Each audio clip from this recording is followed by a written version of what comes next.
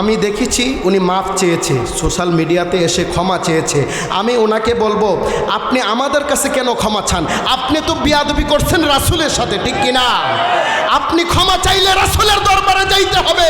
আমার আল্লাহ বলেন, ওয়ালাউ আন্নাহুম ইযযালামু আনফুসাহুম জাউকা ফাস্তাগফিরুল্লাহ ওয়াস্তাগফার লাহুমুর রাসূল লাওয়াজাদুল্লাহা তাওয়াবুর রহিমা।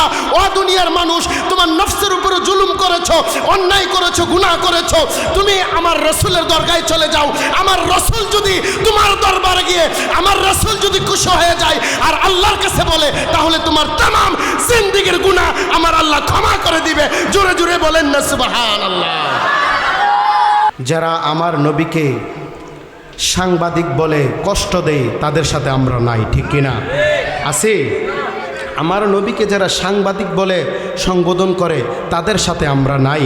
কারণ আমার নবী এমন নবী, আমার আল্লাহ বলছেন ওয়ারাফা'না লাকা যিকরক, হাবিব আপনার শান ও মান আমি বুলন্দ করে দিয়েছি। দুনিয়ার মানুষ আপনার কি শান গাইবে আর কি শান বলবে?